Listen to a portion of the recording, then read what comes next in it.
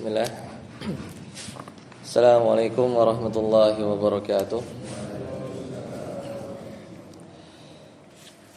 Innal hamdalillah nahmaduhu wa nasta'inuhu wa nastaghfiruh wa na'udzu billahi min shururi anfusina wa min sayyiati a'malina.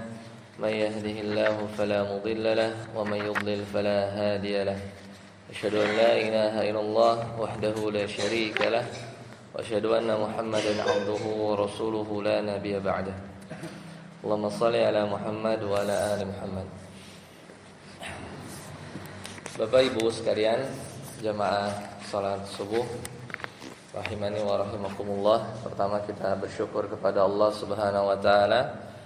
Kembali kita melanjutkan pembahasan kita ya, dari rangkaian syarah rinci Kitabul Iman ya. Sekarang kita masih masuk di bab yang kelima, yaitu berkaitan dengan hari akhir ya, hari akhir. Kemarin kita sudah selesai dari rangkaian mulai dari kematian ya, kemudian tanda-tanda kecil kiamat besar ya, tanda-tanda besar kiamat besar. Dan juga di pertemuan yang lalu di 25 Januari ya, kalau tidak salah, kita sudah membahas tentang rangkaian hari kiamat itu sendiri ya. Jadi pendapat yang dipilih adalah bahwa jarak sangkakala dari tiupan pertama ya ke tiupan yang kedua ya, dari berbagai macam pendapat, diantaranya yang sahih adalah jaraknya hampir 40 ya. Sebagian ulama menyatakan bahwa 40 hari ya. Jadi saat itu manusia, makhluk di dunia ini sudah tidak ada lagi ya, kecuali ya yang nanti akan dibangkitkan setelah tiupan yang kedua. Maka sekarang kita masuk di rangkaian hari akhir selanjutnya, yaitu al-ba'ts ya, al-ba'ts. Jadi ketika semua ya langit dan dunia sudah Allah hancurkan ya dari tiupan sangkakala sebelumnya ya, bahkan sebagian kecil pendapat bahwa ada tiupan sangkakala yang ketiga, yang maksudnya di situ adalah nafkhatul ba'ts, yaitu tiupan yang membangkitkan. Jadi semua manusia yang saat ini kita kenal ya, atau kita tahu bahwa orang yang wafat itu berada di kuburan, namun itu jasadnya saja, adapun ruhnya itu berbeda alam, yaitu di alam yang lain, yaitu barzakh. Maka tiupan yang ketiga ini atau yang kedua menurut sebagian ulama itu adalah tiupan yang membangkitkan manusia dari alam barzakh. Allah Ta'ala berfirman, ya ayyuhan nasu taqu rabbakum inna zalzalatas sa'ati syai'un 'azim yauma tarawunaha. Jadi wahai orang-orang ya, wahai segenap manusia, ittaqu rabbakum, bertakwalah kepada Rabb kalian, karena zalzalatis sa'ah, yaitu kegoncangan di hari kiamat itu sangatlah besar, dan saat itu kalian akan melihat kegoncangan tersebut. Nah, para ulama khilaf ya saat terjadinya yaumul ba'ts, yaitu hari kebangkitan. Di antara pendapat pertama bahwasanya jasadnya ini jasad yang baru ya, atau jasad yang lama ya. Jadi muncul pertanyaan, ketika manusia nanti dibangkitkan semuanya dari zaman Nabi Adam sampai nanti orang-orang yang terakhir, maka setelah semuanya tidak ada lagi di muka bumi ini, kemudian nanti dibangkitkan, maka jasadnya itu adalah jasad yang baru atau jasad yang masih ada kaitannya dengan sebelumnya di dunia. Maka pendapat yang masyhur adalah kita atau bagian dari tubuh kita yang dikubur ya, maka Allah jadikan satu bagian yang tetap, yaitu adalah bagian ajbuz zanab, yaitu bagian tulang ekor. Ya, dan dari situlah ya kelak nanti akan dibuat ulang, ya dibangkitkan ulang, ya disusun ulang. Dan ini adalah satu penciptaan yang sangat mudah, yaitu menjadikan sesuatu yang tidak ada menjadi ada dari sesuatu yang pernah ada. Ya beda dengan penciptaan kita awal. Ya, benar-benar yang tadinya tidak ada menjadi ada, itu jauh lebih sulit daripada menciptakan yang pernah ada. Ya, kita pernah terlahir, ya pernah hidup di dunia ini, kemudian ada satu bagian yang dari situ Allah susun kembali. Meskipun seorang itu mungkin dia meninggal, ya tenggelam, ya atau meninggal dengan tubuh yang hancur, ya mungkin nggak pernah tahu jasadnya di mana atau dikubur di mana, maka ya pendapat yang kuat itu adalah jasad yang masih ada kaitannya dengan jasad di dunia sebelumnya. Nah kemudian ya para ulama melanjutkan, ketika jasad tersebut dibangkitkan, yaitu dari penciptaan yang sama ya seperti awalnya, yaitu dari tulang ekor, ya maka penciptaan yang kedua ini ya semuanya manusia akan dibangkitkan dengan tujuan yang sama, yaitu akan masuk ke fase selanjutnya, yaitu adalah ya dikumpulkan manusia di satu tempat yang sering kita ingat, yaitu adalah padang mahsyar. Ya, jadi urutannya ya urutan kejadian dari hari kiamat yang kemarin sudah kita bahas. Ya maka manusia nanti akan dibangkitkan dari kubur mereka, ya, dan mereka akan pergi ke padang mahsyar, dan mereka akan menunggu dengan waktu yang lama, ya, yang melelahkan. Dan ini bagian dari ujian ketika di fase tersebut, maka mereka akan merasakan haus yang sangat sangat besar, kemudian ketakutan yang meliputi dirinya, ya. Karena orang-orang sudah tidak peduli dengan orang-orang di sekitarnya. Kita dibangkitkan dalam keadaan seperti kita lahir, ya, tidak berpakaian, di umur yang pertengahan, ya, di umur pertengahan umat Nabi Muhammad SAW itu berapa? 33 tahun, ya.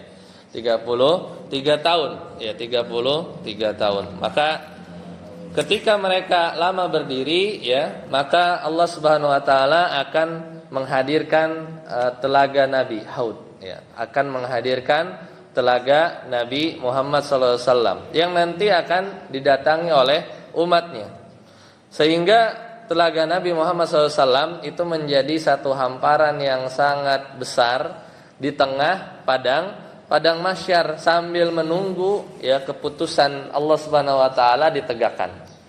Yaitu yang lama waktunya, ya, di satu hari tersebut khusus di padang mahsyar itu setara 50.000 tahun. Maka siapa orang yang wafat di atas sunnah Nabi Muhammad SAW, maka tanpa mengubahnya, ya, tanpa menambah syariat dari Nabi Muhammad SAW, maka dia akan diizinkan untuk meminum telaga Nabi tersebut. Adapun sebaliknya, orang-orang yang mereka ya jauh, ya, dari sunnah Nabi SAW, yaitu ketika Nabi Muhammad SAW memanggil-manggil, ya, bahwa ya di telaga Nabi tersebut, maka mereka tidak akan bisa meminumnya. Dan ini adalah ujian dari rangkaian ujian yang pertama. Kemudian manusia akan berdiri sangat lama, ya. Kemudian ya orang-orang berlarian, ya, meminta mulai dari Nabi Adam, ya, nabi-nabi yang dikira memiliki keutamaan yang besar, terutama dari nabi-nabi dan rasul dari kalangan ulul azmi, ya. Nabi Ibrahim, Nabi Musa, namun semuanya tidak bisa memberi syafaat. Sampai nanti pada akhirnya manusia akan balik, ya, kepada Nabi Muhammad SAW, ya, dan meminta agar beliau berdoa. Dan ketika itu nanti Nabi Muhammad SAW berdoa memuji Allah dengan pujian-pujian yang tidak pernah beliau lakukan dan baru diajarkan saat itu, ya meminta agar segera ditegakkan hari pembalasan.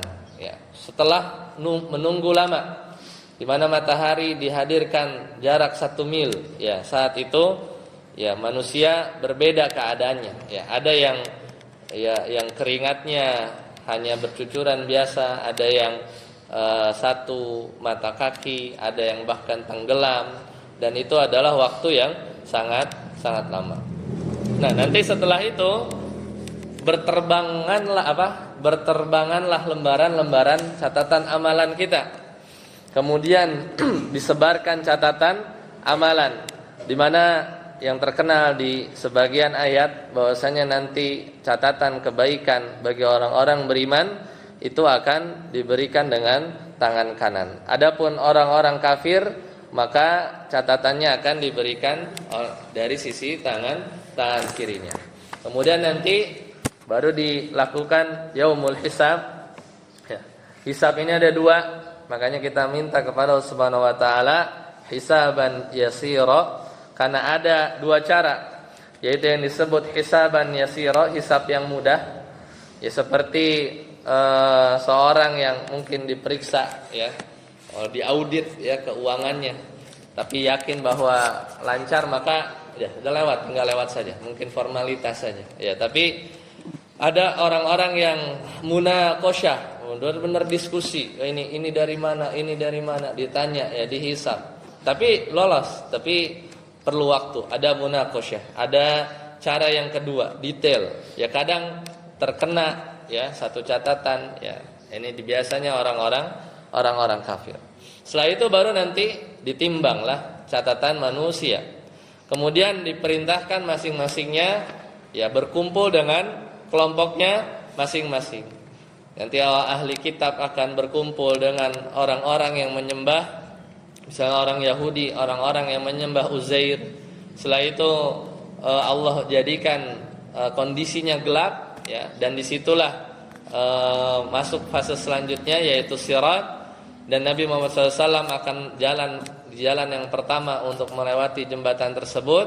Dan orang-orang yang pertama masuk surga adalah Nabi Muhammad SAW. Itu seringkasnya, ya. Itu ringkasnya setelah Yaumul Ba'ats. Sekarang kita coba detailkan. Yang pertama, ya, padang mahsyar. Ya, jadi kan sudah bangkit nih, ya. Ya, di sini juga ulama ikhtilaf. Padang mahsyar ini adalah alam yang lain atau tempat yang sama, ya, tempat yang sama dengan yang kita pijak sekarang. Jadi di sebagian fase hancurnya dunia langit dan bumi ini, ya, adapun padang mahsyar ciri utamanya itu benar-benar tidak ada bukit, tidak ada lembah, lurus saja, ya, hamparan. Ya, itu bisa saja, ya, sebagaimana Allah Taala berfirman, Allah menggantikan, ya, ard, ya, bumi ini dengan ard yang lain.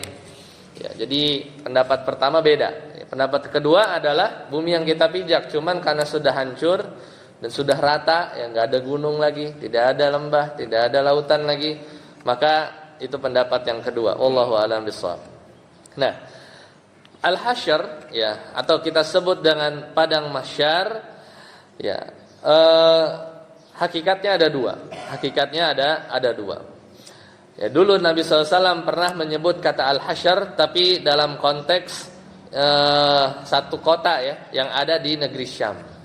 Namun di konteks di keimanan hari akhir, hasyr di sini adalah maksudnya padang yang Allah kumpulkan semua manusia, ya, semua manusia digiring, dikumpulkan dalam satu tempat, itulah al-hasyr, ya, yang ada yang kaitannya dengan pembahasan akhirat. Semua yang mukallaf itu yang dikasih beban, dikasih kewajiban, ya, salat, puasa, dikasih beban syariat, termasuk manusia tentunya, ya, termasuk jin, ya, termasuk, ya, dari setan-setan, ya, termasuk juga hewan-hewan, ya, termasuk juga hewan-hewan. Namun khilaf para ulama, apakah hewan-hewan ini akan dikumpulkan juga maka yang lebih rajih adalah iya. Jadi semua makhluk akan dikumpulkan di tempat yang sama. Di antaranya firman Allah Subhanahu wa taala, "Wa min ayatihi khalqus samawati wal ardi wa ma batha fihima min dabbah wa huwa ala jam'ihim idza yasha'un qadir." Ya, jadi Allah Subhanahu wa taala di antara tanda-tanda kebesarannya penciptaan langit dan bumi, maka makhluk-makhluk min dabbah, yaitu makhluk-makhluk yang melata, dan dia akan disebarkan di keduanya, maksudnya di bumi yang baru, yaitu padang mahsyar. Dan Allah Maha Kuasa dalam mengumpulkan semuanya apabila Allah berkehendak, ya. Maka itu dalil pertama bahwa semua makhluk, ya termasuk hewan, itu dikumpulkan di padang mahsyar. Nah, saat itulah ditunaikan, ya, terutama untuk hewan-hewan, ya, atau dicontohkan oleh Nabi SAW kambing yang bertanduk, maka akan dituntut balas oleh kambing yang lain yang tidak bertanduk. Ya, mungkin saat di dunia ada hewan yang masing-masingnya itu saling menzolimi, maka akan diselesaikan di sana, ya. Jadi poinnya, makhluk yang dikumpulkan di padang mahsyar ini semua yang terkena beban syariat, ya. Mulai dari manusia, ya, jin dan setan. Nah, bagaimana sifat padang mahsyar? Allah Subhanahu wa taala menyampaikan dalam Al-Qur'an bahwa di antara sifat padang mahsyar itu adalah rata, ya, rata. Kata Allah Subhanahu wa taala, "Yauma tubaddalul ardu ghairul ardi." Pada hari itu Allah gantikan bumi dengan bumi yang lain. Ya. Was samawati wa barazu lillahil wahidil qahhar. Demikian pula Allah ganti, ya, langit dan manusia berkumpul di tempat tersebut. Jadi ciri pertama padang mahsyar itu adalah bumi yang digunakan, ya, diganti oleh Allah Subhanahu wa taala, dan dia adalah bumi yang rata, ya, tidak ada gunung, tidak ada lembah. Nah, proses perubahan bumi menjadi padang mahsyar, ya, seperti yang kita hafal di surat Az-Zalzalah, "Idza zulzilatil ardu zilzalaha." Ya, ketika bumi ini digoncangkan, ya, dengan goncangan yang kuat. Wa akhrajatil ardu athqalaha, dan dikeluarkan dari bumi ini isi-isinya, ya. Semua yang ada di bumi, mungkin ada magma, ya, dari gunung-gunung dikeluarkan. Wa alqat ma fiha wa takhallat, misalnya di surat Al-Insyiqaq, ya, wa alqat ma fiha wa takhallat, dan bumi memuntahkan semua yang ada di dalam. Jadi penelitian yang ada, ya, berkaitan dengan apa yang ada di bawah bumi ini, sedalam-dalamnya orang itu baru bisa ngebor bumi, ya, sampai 12 km. Setelahnya nggak tahu lagi. Sedangkan orang-orang yang meneliti lapisan-lapisan bumi ini bukan cara dibor lagi, itu dengan ditembakkan suara, ya, seismik. Dan dari situlah baru kelihatan, ternyata lapisan-lapisan di bawah ini kita ada berdiri, berpijak di atas sesuatu yang cair, ya. Mungkin hanya 50-60 kilo saja yang keras, ya, lempeng-lempeng yang biasa kita kenal, tapi di bawahnya, ya, ternyata sesuatu yang cair. Jadi bayangkan kita kayak ada di atas papan, tapi di bawahnya air, kan. Tinggal nunggu waktu saja kita, ya, dibenamkan, ya. Kita lihat, makanya Allah sangat mudah membenamkan korun, ya, membuat satu peristiwa likuifaksi misalnya, ya, tanah yang kiranya solid ternyata jadi lembek masuk, gitu, ya, karena di bawah adalah sesuatu yang cair. Ya, jadi itu meskipun kita hanya bisa setahuannya ngebor bumi itu baru 12 km, ya. Kalau masalah di daerah Rusia, setelah itu meleleh semua, ya, karena panasnya, ya, suhu yang ada di sana. Dan kita tahu di bawah ini cair, ya, karena ternyata lempeng bergerak, ya. Sesuatu yang solid bisa bergerak kalau di bawahnya udah kayak lilin, kan, kayak air lah, liquid. Jadi dia bisa jalan, ya, bisa jalan. Dan kalau kita pancarkan sinyal suara, ya gelombang seismik, entah kita bikin sesuatu misalnya ledakan, kemudian kan ada suara yang merambat.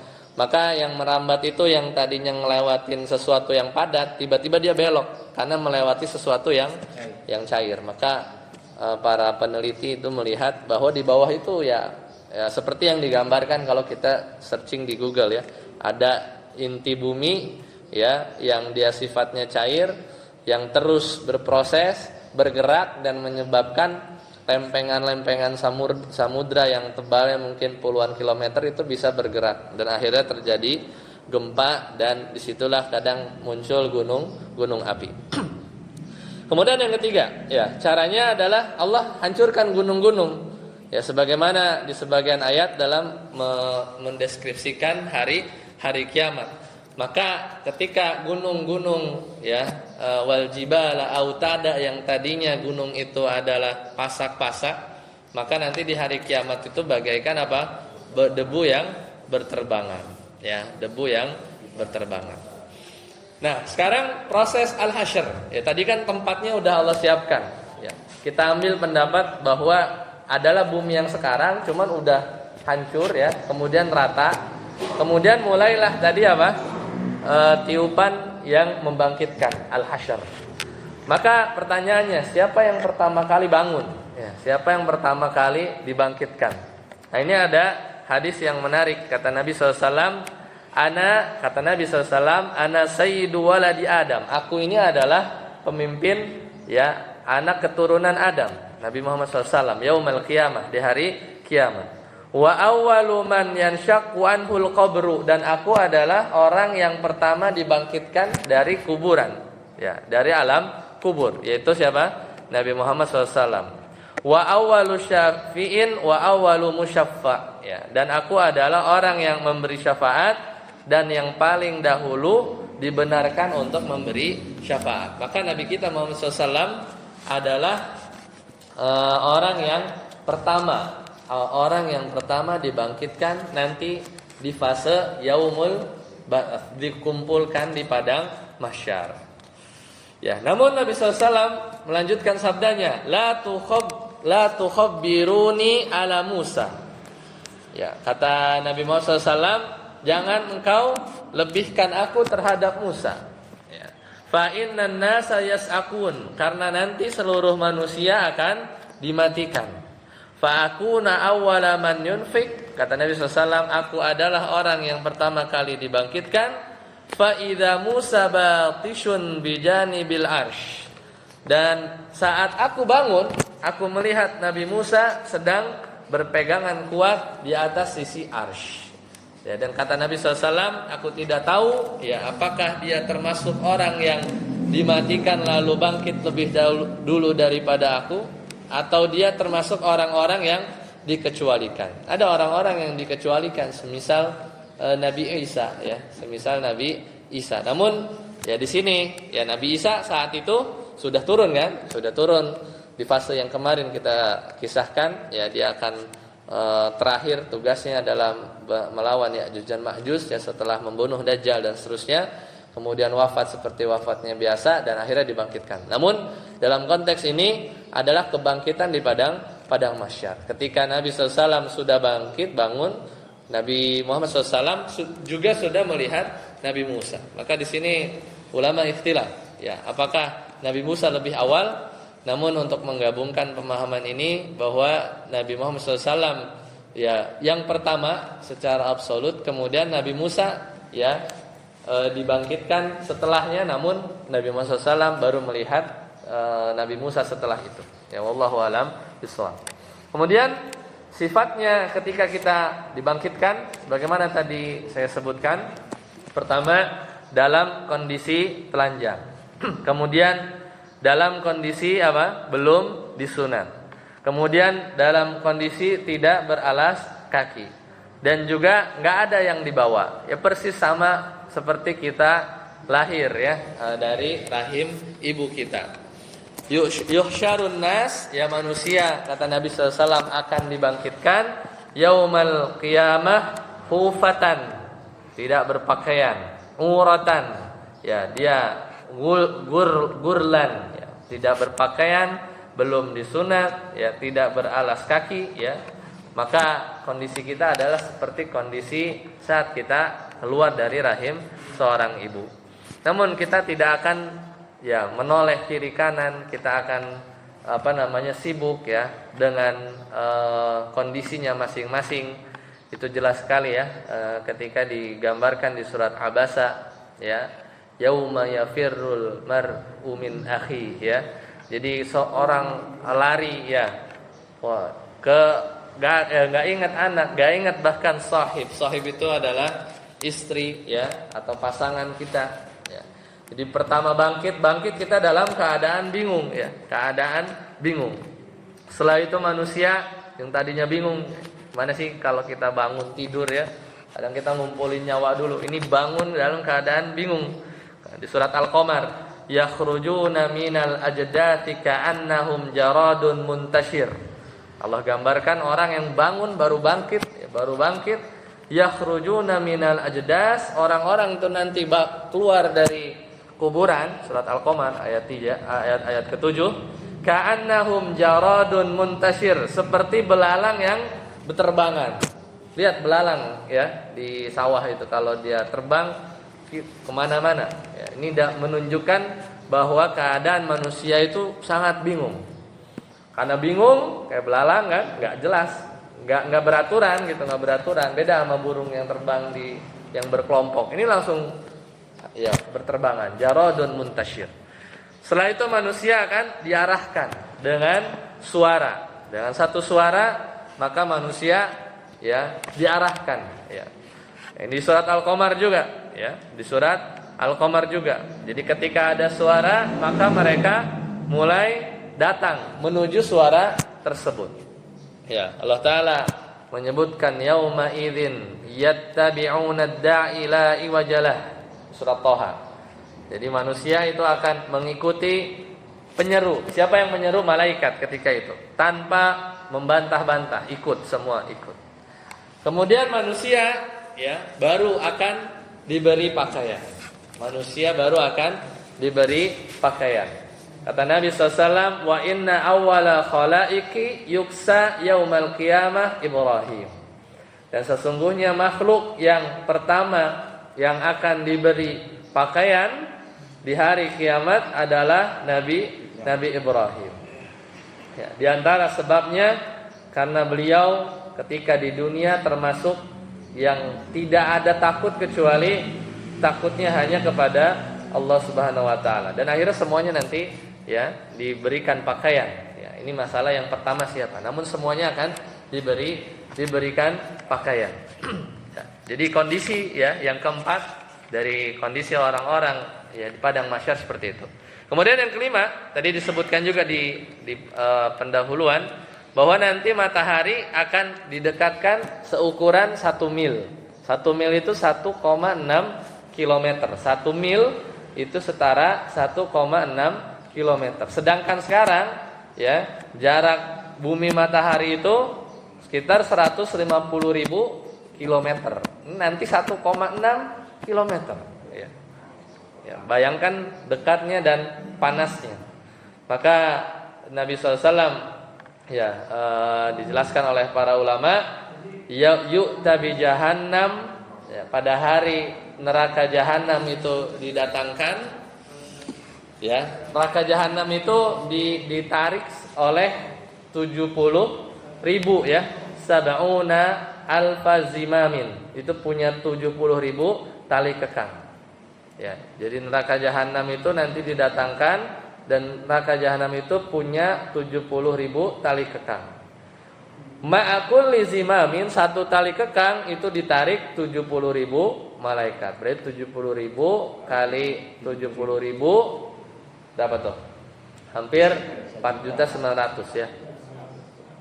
Jadi besarnya neraka, dan neraka sudah diciptakan. Karena saat di zaman Nabi SAW terdengar satu suara dentuman, ya, yang ketika ditanya suara apa itu adalah satu suara satu batu, ya, yang dijatuhkan, ya, dan 70 tahun yang lalu dan baru sampai ke dasarnya, ya, baru sampai ke dasarnya. Jadi sangat sangat dalam, sangat luas, dan malaikat penjaga neraka dan neraka sendiri nanti bisa berbicara, ya, meminta untuk diisi, ya, diisi gitu ya. Jadi nggak kosong ya neraka itu. Bahkan nanti penduduk neraka itu salah satu azabnya akan dimasukkan dalam kondisi tubuh yang besar. Jadi makin besar tubuh seseorang, makin luas permukaan badannya, berarti makin banyak, makin besar ya azab yang dirasakan oleh penduduk neraka ya. Jadi kan kalau badannya jumbo gitu kan, maka siksaan itu akan meluas ya. Beda dengan misalnya Allah jadikan kecil-kecil, tapi ini penduduk neraka itu dijadikan besar-besar ya, dijadikan besar-besar. Nah, kondisi manusia tadi kondisi tempatnya ya, kondisi lingkungannya gitu ya, keadaan secara umum. Nah, adapun kondisi manusia, nah nanti ini terbagi. Kondisinya ketika di padang mahsyar yang terbagi. Kita lihat dari kondisi orang-orang kafir. Orang-orang kafir nanti dibangkitkan dalam kondisi berjalan, salah satu dari azab mereka berjalan di atas wajah-wajah mereka. Gimana? Jalan di atas wajah-wajah mereka. Allah Ta'ala berfirman, wa nahsyuruhum yaumal qiyamati ala wujuhihim. Mereka dibangkitkan di padang mahsyar, orang-orang kafir itu mereka berjalan ala wujuhihim, di atas wajah-wajah mereka, umyan, dalam keadaan buta, wa bukman, dalam keadaan bisu, wa summan, dan dalam keadaan tuli. Kondisi orang-orang kafir ya. Ya, jadi ketika itu sahabat tanya ya, Anas bin Malik bertanya kepada Rasulullah SAW, ya Rasulullah, bagaimana orang kafir dikumpulkan di atas wajah-wajah mereka? Kan dengar ayat ini ya, dengar surat Al-Isra tadi, ala wujuhihim. Maka kata Nabi, alaisal ladzi amsyahu ala rijlaihi fid dunya. Kata Nabi SAW, kan Anas bin Malik tanya, gimana orang dibangkitkan jalan pakai wajah?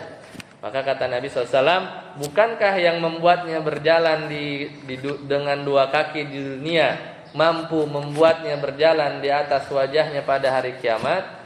Maka kata Qatadah, ya benar ya.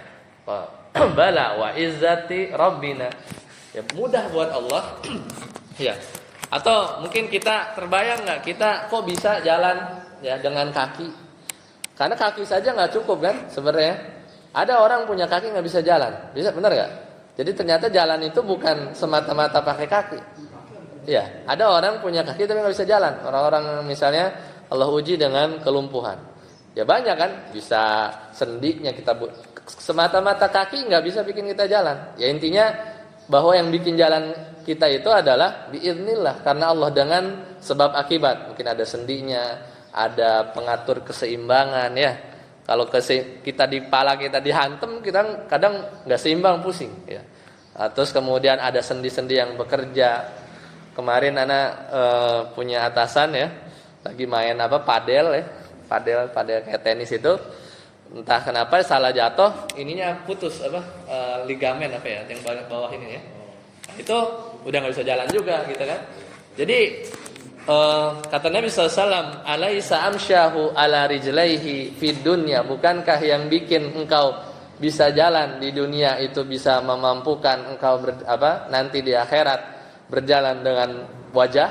Nah gimana caranya? Pokoknya nanti orang-orang kafir itu akan berjalan di atas wajah-wajah mereka. Ya tersungkur mereka ya, tersungkur mereka. Dan ini adalah penghinaan ya, penghinaan bagi orang-orang kafir.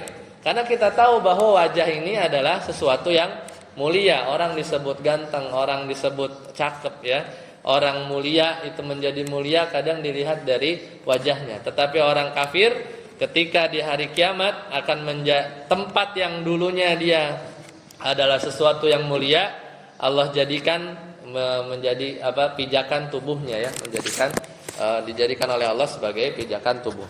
Nah, kemudian kondisinya buta ya, tuli ya, bisu, dan orang-orang kafir itu wajahnya hitam ya, penuh dengan debu ya, seperti di surat Abasa, wujuhu yawma idzin 'alaiha ghabarah tarhaquha qatarah ulaika humul kafaratul fajarah. Jadi wajahnya hitam ya, penuh dengan debu. Kemudian di surat Al-Qamar, khashi'an absaruhum yakhrujuna minal ajdathi ka'annahum jaradun muntashir tadi ya. Jadi nanti matanya terbelalak ya. Orang yang ketakutan ya, kalau sampai benar-benar takut itu matanya keluar ya. Mungkin bisa kita lihat dalam kondisi orang-orang yang sakaratul maut ya. Kemudian jantungnya naik ya, jantungnya naik sampai ke dada. Ini menunjukkan sangat besar keadaannya saat itu. Matanya membiru ya. Dan itu kondisi orang kafir. Kondisi orang-orang yang melakukan maksiat, di antaranya orang-orang yang sombong, maka di hari kiamat nanti akan dibangkitkan seperti seekor semut. Ini hadis-hadis yang rinci ya. Hadis-hadis yang rinci yang menunjukkan ya kondisi orang spesifik terhadap jenis maksiatnya, yaitu yuhsyarunal mutakabbirun, orang-orang yang sombong nanti dia akan dibangkitkan yaumal qiyamah. Hadis ini sahih diriwayatkan oleh Imam Bukhari, amtsala dzar fi suratir rijal, akan bangkitkan seperti seekor semut namun bentuknya apa? Manusia. Ya, manusia. Itu orang-orang yang sombong. Kemudian orang-orang yang tidak berlaku adil ya, tidak berlaku adil kepada istri-istrinya. Ya, maka nanti dibangkitkan dalam kondisi ya dia badannya miring, ya badannya miring. Kemudian spesifik bagi orang-orang yang suka meminta-minta, ya, suka meminta-minta tapi nggak perlu ya, tidak darurat atau tidak mendesak. Maka nanti di kondisinya ketika di padang mahsyar itu seperti orang yang mencakar-cakar wajahnya sendiri. Ini hadis-hadis sahih yang berkaitan dengan gambaran spesifik terhadap jenis amalan atau maksiat yang dilakukannya. Orang kaya ya, kemudian pelit, maka kedudukannya akan ya lebih rendah nanti di akhirat. Kemudian para pedagang yang tidak jujur, ya, pada pedagang yang tidak jujur itu juga sama kondisinya akan hina di akhirat. Kemudian yang paling ngeri juga adalah yang spesifik juga hadis diriwayatkan oleh Imam Bukhari, yaitu orang-orang yang mencuri tanah. Man akhadha shibran, siapa orang yang mengambil sejengkal ya, minal ard zulman, secara zalim, berarti geser patok ya. Bisa geser patok sejengkal. Fa innahu yutawwaquhu yaumal qiyamah min sad'i aradin. Maka nanti dibangkitkan di hari kiamat, tepatnya di padang mahsyar. Kan ini ngomongin dibangkitkan pasti akan lewat padang mahsyar dulu. Berarti aneh-aneh itu nanti orang, bentuk-bentuknya kan. Terutama orang-orang kafir dan orang-orang yang berbuat maksiat. Maka nanti dia akan dibangkitkan, dikalungkan, ya dipikulkan dengan tanah sebanyak 7 lapis bumi di hari kiamat. Jadi benar bahwa tanah ini dalam, masih ada lapisannya. Sejengkal kali 7 lapis, gede ya. Kemudian dikalungkan di lehernya. Kalau yang ngubah sertifikat 200 meter gimana ya? Ya, sertifikat tindih kan? Ya di BPN ya. Itu gimana itu ya kondisinya? Ya. Seperti itu ya. Insyaallah nanti kita lanjutkan lagi ya di antara kondisi orang-orang yang bertakwa. Ya, kita masih panjang, kemudian nanti akan masuk naungan ya, di antara naungan dari padang mahsyar. Nanti kita lanjutkan di pertemuan yang akan datang. Dan pekan depan udah masuk Ramadan ya. Setelah Ramadan oh ya, silakan. Semua makhluk akan dikembalikan termasuk manusia dan jin-jin yang ada. Apakah manusia yang di muka bumi ini masih saling mengenal dengan waktu pada saat awal itu dan saudara-saudaranya, atau mereka masih mengenal? Di awal-awal enggak. Di awal-awal akan sibuk ya. Sampai nanti kalau konteksnya di padang mahsyar belum. Ya, jadi sampai ditegakkan hari kiamat, sampai dipisah ya, sampai nanti dipisah. Nanti mulai berjalan, terutama nanti pas di fase menuju masuknya surga dan neraka ini masih panjang ya, perjalanannya masih panjang. Baru nanti ada orang-orang yang dipertemukan kembali. Nah, di situ barulah seorang itu ingat. Awal-awal nanti Allah yang bikin ingat juga. Ya, jadi awalnya acuh ya, kemudian nanti akan tahu ya, akan saling mengenal, akan saling akan saling bukan menuduh ya, meminta pertanggungjawaban.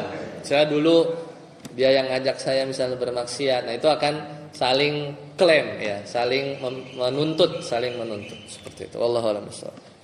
Kita akhiri, subhanakallah wa bihamdika asyhadu an la ilaha illa anta astaghfiruka wa atubu ilaik. Assalamualaikum warahmatullahi wabarakatuh.